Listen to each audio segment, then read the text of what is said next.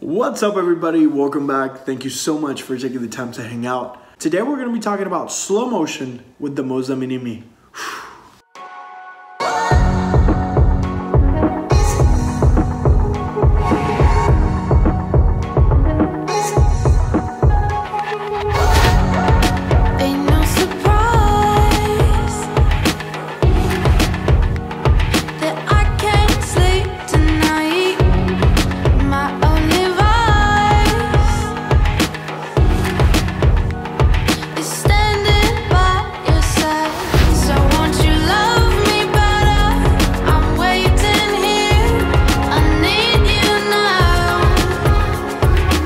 Slow motion, crispy, buttery, slow motion. Now, most smartphones have a dedicated slow motion mode. For the most part, I personally film everything on this phone at 1080 60 with the rear camera. With the front facing camera, at least the current phone that I have, caps at 30. Every single time I use my phone, I film at 1080 60 frames per second. Now, most phones in the market right now will also have a slow motion mode that will film at either 120 frames per second or even 240 frames per second. Now, if you're wondering how this works, technically it's like drawing little stick figures on a notebook. The more pages, the better motion you're going to achieve. So if you're filming at 240 frames per second and then you happen to slow down that by 50%, you're still rocking with frames, so the motion is gonna be very fluid.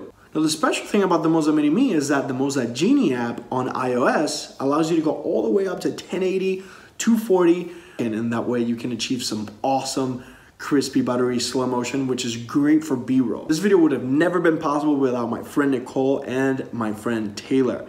Nicole is a 4-time world champion in skating and she is fantastic. The link to her YouTube channel is down in the description. Do me a favor and go visit her, check it out. And also Taylor's. He's a fantastic musician, great filmmaker. Go check him out. Now you're gonna see a comparison between 1080p 60 frames per second, 1080p 120 frames per second, and one of my favorite ones, 1080p 240 frames per second. And we're gonna slow them down to 50%, we're gonna slow them down to 25% speed, and then we're gonna go all the way down to 10 speed so you can compare the differences and the benefits of having higher frame rate shots in your movies. Hope you enjoy.